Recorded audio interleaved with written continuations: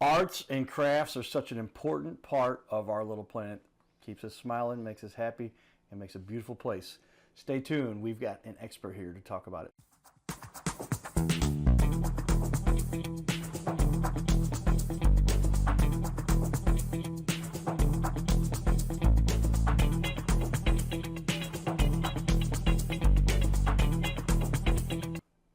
Welcome everyone to Your Little Castle Show, where I get to highlight business leaders in our community and talk to experts personally, like they come to my studio and I get to sit down with them and learn.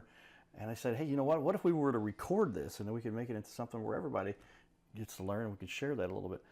Welcome to the studio, our guest here, the owner of Bluestem, Missouri Fine Crafts. And you can see his title right here, Steve McBee. He's the owner. Hello. Stephen, welcome. Yeah, thank you. Well, I enjoy, I'll never forget as a kid, we always went to the arts and crafts fairs. Oh, sure. My mom being a drama teacher, she'd get involved with that. And I remember Afton High School would have a whole thing, and everybody could get a table. They had 150, it seemed like 500 tables. It's up all around through the hallways at Afton. You could see all the neat arts and crafts. You've essentially taken this and said, hey, let's make this, it's an art fair every day. Is that That's right? Yeah, we have over 270 artists. Most of them are in Missouri, but we also have the connecting 8 states from all over the place with all different types of disciplines and trades. We focus on ceramics, metals, glass, fibers. Basically, we do everything but paintings and pictures. Okay. So handmade goods from local areas, local artists, and so we're here just to support those people. Bluestem was started as a venue 42 years ago for artists to be able to display and get their goods to the public. The model before this was either a super high-end gallery where, you know, the little guy just can't make it, or you had to go from trade show to art show to craft show. And that's a setup, a takedown. It's, you know. Yeah, it's a hauling all of your stuff around. You can't bring all of your inventory. Exactly. And so you just got it on display there. How big is your facility? So we're actually 3 stores put together. Okay. We're right on 9th Street in downtown Columbia. We're 7-9-13 South 9th Street. And so the square footage itself is probably between 2,000, 2,500 square feet. So it's a, you know, it's good size house. It's a good size house, of right? Arts and crafts. How many items would you say you have throughout your location? You got to be. That actually I don't know. I would have to extrapolate 270 artists. We probably have 4 or 5 pieces. So 1,200 to 2,000 pieces. Yeah. Okay. Nice. Yeah. Quite the selection too. We've got on the wall the website here behind us. Everybody, I'll give everybody a teaser glimpse here because we're starting off early with that. But there's the website, beautiful website, and all of the featured items here. You said so these are this is our fibers, and so okay, let me go back. I'm sorry. Sure, no worries. Go back to it. There's your main page. Here we go. And you had a slider there. There it goes. The slider's coming across here. I'm gonna. So our artists have very functional art. So as you can see, our woodworkers have some fantastic. That's actually one of our #1 sellers. We sold over 1 a day every day last year of those stained glass birds. Slide out. See that? There we go. Yeah. I had it on the wall I'll put it back for everybody to take a look. But and of course, the Cardinal was probably our #1 seller. Yeah, I was gonna say. I mean, it's the bird of Missouri. It's not technically. That's the bluebird, right? Which we have those as well. You got the bluebird. There we go. Those are beautiful. I might. Wow. Next time Columbia, Missouri. You're an hour and a half from St. Louis area. That's correct. And just Highway 70, everybody. These days you get on the highway, you can get there pretty quickly. But that would be somewhere I'll have to definitely stop by. Oh, please do. Yeah, we'll give you the royal treatment. Okay, cool.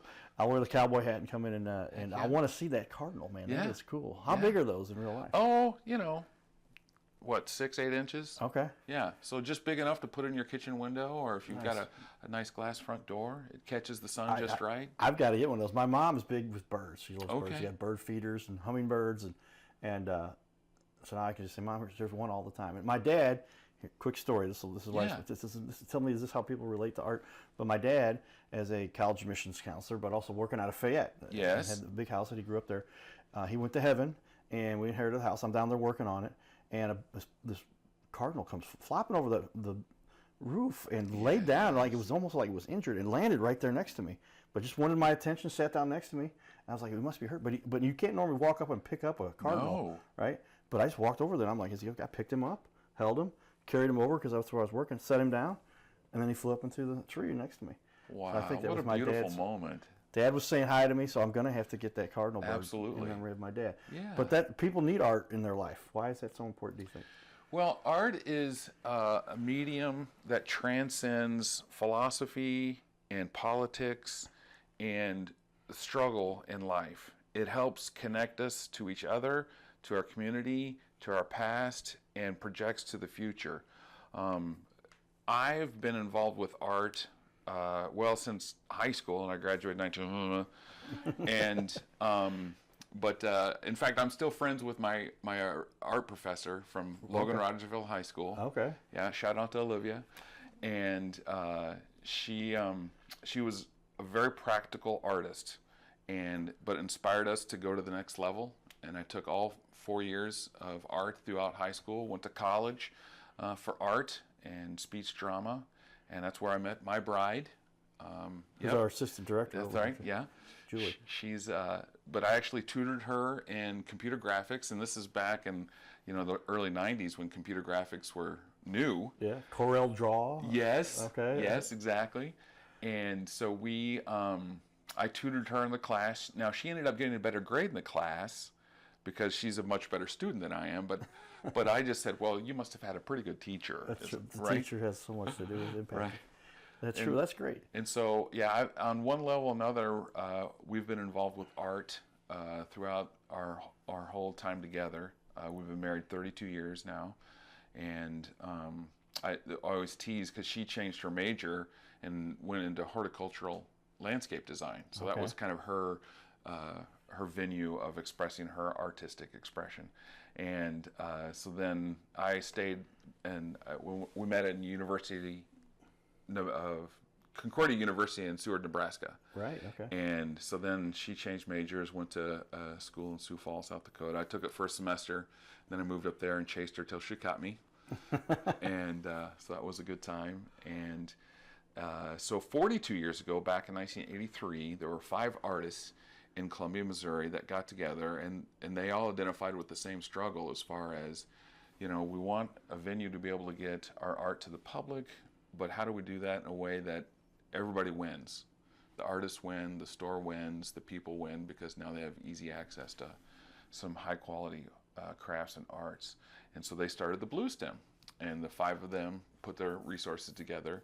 They started in one little room, 13 South 9th Street in Columbia, and it just grew from there, very successful. The 5 artists then eventually, life happens, and they bought new partners in and they sold parts. And so last April, I saw on the social networks that they were available for sale, and they're looking for someone to take over. And I sent the article to my wife, and thought, well, because we've always wanted to own a business. But we didn't. We had to wait for the right timing and the right situation. Our kids are adults now; they've successful in their own lives, and so we reached out to the 2 owners then and got just to know their history. And we've been patrons of the place for over 20 years. In fact, so we moved to Columbia in 2004, went to a fantastic restaurant downtown. When you come to get your Cardinal, have lunch at Teller's, which is right on the corner, right next to us. It's a fantastic little restaurant. And took her out on this nice date there, and like, well, what do we do now? What do you do in Columbia? We don't know. And so we just started walking downtown, and they have, at the Bluestem, we have 3 large display windows. We saw the first one, and we're like, oh my goodness, this is on another level. What is going on here? Went to the second one, and we're like, well, now we got to go in, Came on in, fell in love with the place. The first piece of art that I bought for my wife from that place was, and she's actually retired now, so we have 7 or 8 pieces left of her, and then once they're gone, that's it. So it's kind of a neat exclusive little deal. But the piece I got from this particular artist was a wire art, and it looked like a jumbled hair mess, but it was aesthetically pleasing and just really cool. But it was an item for your desk, and it holds your pens.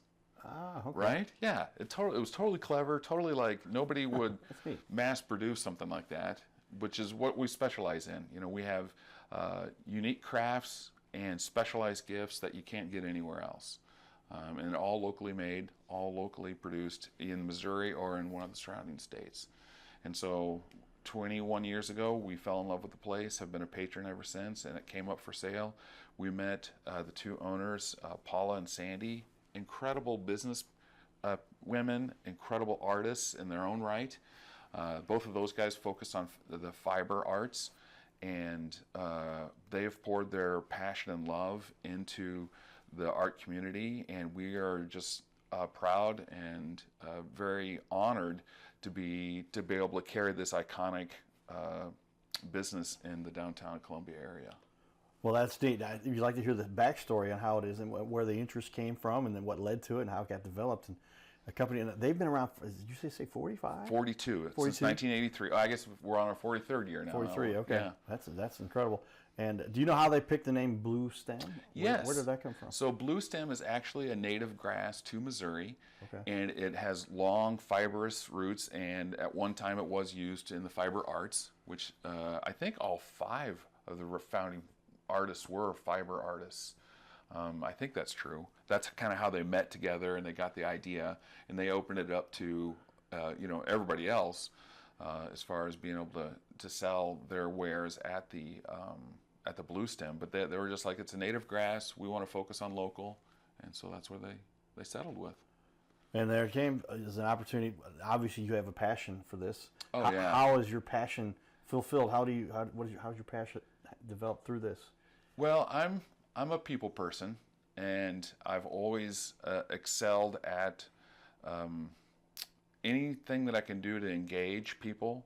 My kids, in fact, you can see it on here, it says the answer man. The answer man. Right on the side of the Nice, glasses. okay. And so when I was a kid, when my children were little, that's what they called me, because Dad, there was a problem. Well, let's go to the answer man, he'll solve it. Right. And so being able to connect, and so in fact, so here's a great example of fulfilling my passions. There's a brand new boutique in Columbia called the Edgy Cowgirl, and it's just down the street from us. It's a young lady that is just killing it in the business world, very inspirational. If you're looking for hope in the next generation, this is Aubrey is her name, and she's doing a great job there. But she's got a great space, lots of space in her boutique. Our art gallery does not.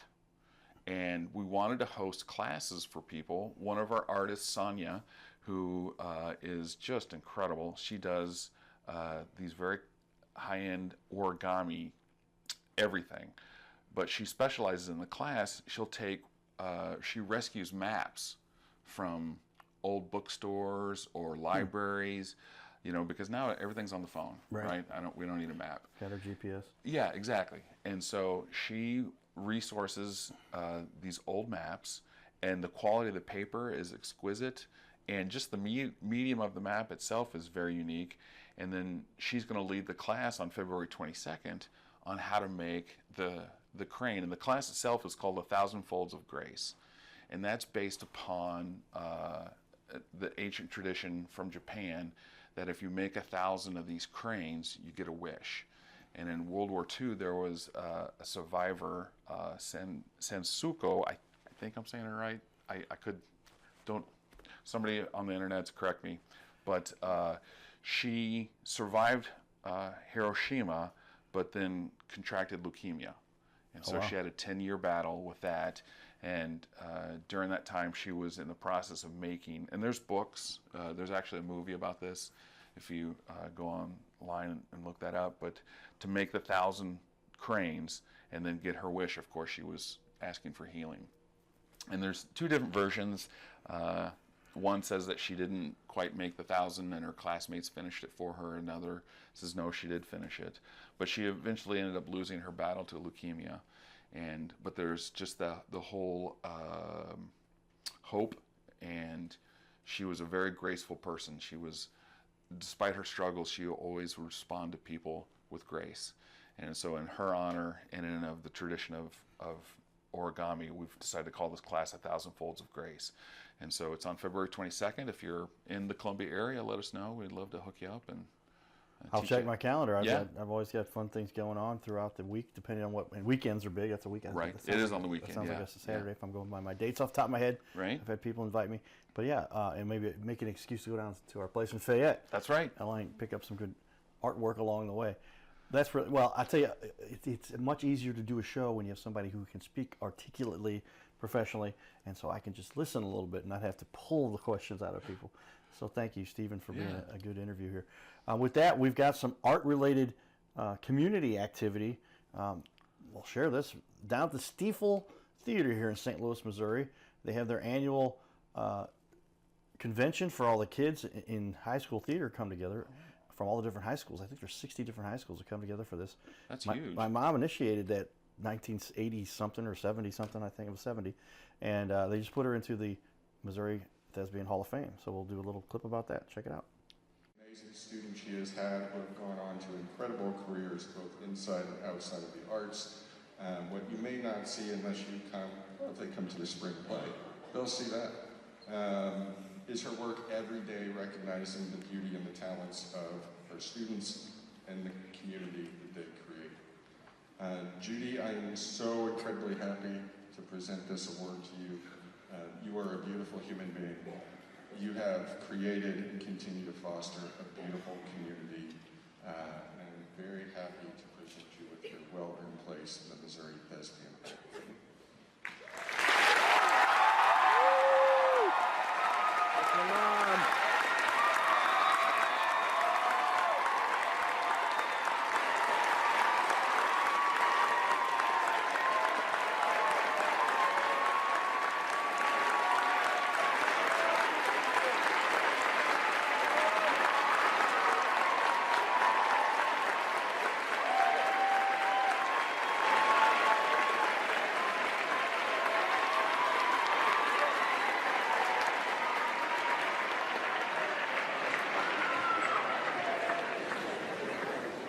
I can't miss a little time to talk, but what I want to say to you is I think if the drama teachers took over the Department of Education, we would have a much better education system.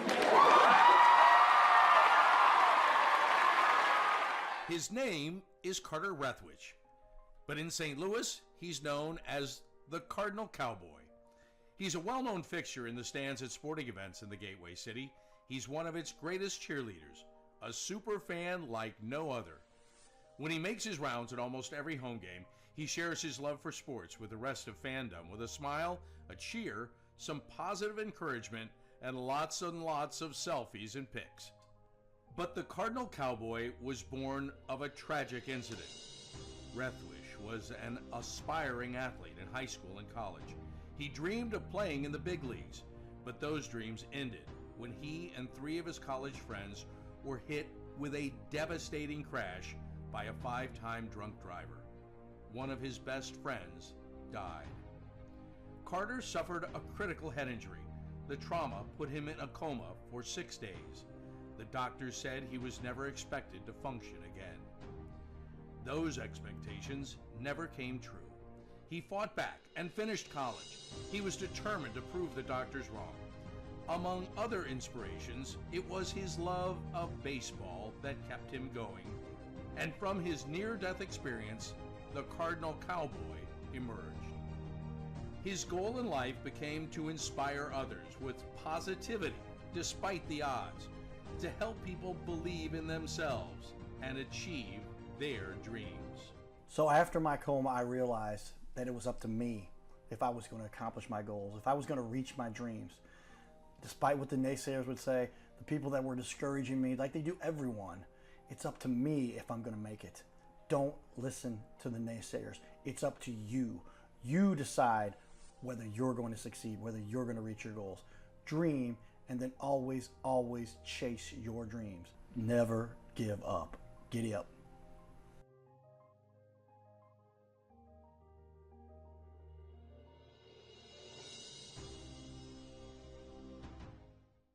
Hey, we're looking for the small business owners and leaders in our community to be on our show. This is the Your Little Castle show. We air 3 times a week, every week on ABC, and we would like to put somebody you know, or maybe it's you, who's a business owner, to be on our show. You'll sit right here in our guest chair, right here, sitting here talking to us. We're going to put on the wall your website and everything about you, and highlight you as a leader. Fill out the form you see here on our website. It's bigleagues.com, and if you go to bigleagues.com, fill out this form. Takes just a couple seconds, and you can even schedule yourself right here. Schedule yourself to be on the show, and there's no charge for us to record you. There's no charge to be in the studio. Check it out if you would like to be on. Fill out the form again, bigleagues.com. This is where we can turn any interview into a series of clips. Check that out. Go to bigleagues.com. So there you go, and media has really changed the way the world has evolved here. But check out Magnetized Media, the book that I wrote the intro for, and I've got lots of information here for you. And they've got a whole book that talks to you about how media has changed the way the world works. With one of the parts of the whole media world is the reviews people get. And so Stephen and I got talking here so much that I didn't get to the reviews component of our show, which I'd love to bring up. And I noticed on your Facebook a ton of reviews, but on Google, 112. I'm going to put this up for everybody to take a look here. Holy cow, 4.9. That's quite the response you've gotten here from people. And boy, it looks like you guys take time to answer every single one of them, and you get quite the great feedback there. How's that make you feel? CLO? Yeah, and that's part of the component too. I also have been marketing online for quite a while now, and we're on Facebook and Instagram, and of course Yelp and our website, which you can order online. You can check out everything that you can find online is up for sale. And then there's a bunch more items that we have in the store that aren't featured on the website, just because we're a small studio. The bandwidth to put every item online is quite a bit. But we have some premium choice pieces online to pick up. The social media has been a lot of fun interacting. We have so that was part of our co-branding with the Edgy Cowgirl for our origami class. We have connected with other art. So there's the Columbia Art League, Artlandish, and other studios in town that we all kind of have our own specialty. And so we're not necessarily competition, but we like to, all boats rise with the same tide. Right. And so I've been very proactive as far as featuring other studios, other artists in the area, just to promote awareness of what they're doing, because I firmly are you familiar with Springfield style cashew chicken? I'm not So if you ever get a chance to go down there's a Springfield, Missouri. Okay. We have our own, I grew up in that area, and we have our own cashew chicken. It was started by Leon, who was an immigrant, became a chef in the Army. He became the chef for the officers only because he was so good. Eventually, he was encouraged to go to Springfield. They've got no Chinese food at all. Got there, found out, this was late 50s, early 60s. Springfield was a bunch of hillbillies, and he's like, well, what do I need to do to sell Chinese food? Why don't I fry some chicken? Made his own sauce, threw some cashews on it and some green onions, and it took off like nobody's business. Well, it was so successful, all the other restaurants tried to make it. Not so much. So this was Leon's answer. He went to the owners of the restaurant, said, "Can I teach your chefs how to make my chicken?" And they're like, What? "Well, how much is that going to cost?" Nothing. If that's what people want, then let's give it to them. And so with that mindset, growing up in the Springfield area, of realizing that business doesn't have to be cutthroat. Business doesn't have to be this corporate greed. Rawr. It can actually be uplifting for the whole community. So that's kind of my wife and I's approach when we bought the Bluestem, is how can we lift all boats up with the same tide? Yeah, in the world of arts, there's a lot of people. My mom's concerned. She knew I went to a lot of her shows and maybe become an actor. And her concern was getting work, right? Because as an artist, hello, but you've got to make sure that people will pay so you can pay the bills. But With that, you're really helping give an outlet for so many artists. How many artists combined would you say? We have over 270 artists. 270. You said, Yeah, okay. that we. In fact, we just picked up a brand new artist yesterday, Jessie Oblin, who she's a young lady in her 20s. She does blown glass work, and her art is functional and form. And so one of the pieces that we picked up from her actually is this exquisite, it's a soap dispenser, but it is on a whole nother level. I should have brought a picture of it, but anyway, she's in her 20s, fantastic artist. We able to find her in Augusta, Missouri yesterday. Augusta, okay. Yes. We stopped by, and she's under the tutelage of Samuel Stang, who is a nationally known artist in the glass world. But he has taken her under his wing and is teaching her the ropes. And him and his wife both do glass artists, and so we picked up quite a new pieces from them yesterday. And we kind of took advantage of this opportunity to interview with you. So we're going to visit other artists. We're going to see a leather artist later today, and stop by a couple of galleries and see. Well, check out Main Street. There's some fine. Oh, some nice yes. art on Main Street. You've been there, okay? Absolutely. You've seen that. Okay. Yes, yeah, and so. And if you are an artist and you're looking for a gallery, because we are in Columbia, if you're in Kansas City, St. Louis, we would be a great market. We have an incredible art base in the Columbia, Missouri area, great art culture. The True Falls Film Festival is actually coming around the corner. Okay. That's a pretty big film festival, and we actually get quite a big bounce from that, because a bunch of artists come to town. They want to know what the art scene is like. Right. And so, well, tell me, you've got art for everyone. If you're Yes. looking for some more expensive stuff, you've items that are a couple $100. What's the most expensive piece you got? So but the more important, inexpensive things. Very exciting. We just picked up. There's an artist in Kansas City. Her name is Kathy Broski, and she does wood-fired clay. And we have this. It's Lady in Green Form is what we call her, and she is this massive piece of clay. I don't think is she on the website yet? I don't think we have her on the website yet. So we'll make that priority. Keep talking about it, and what I'm going to do is put up here. I'm going to give everybody a preview of the website too. Yeah, Go yeah. ahead. So Our Lady in Green Form by Kathy Browski is $2,500, and it is an exquisite, eye-catching piece that will start conversations in your home, no matter what. And she fires them such a way that you can have her outside in your garden, or we've got her inside our gallery right now when you first come in.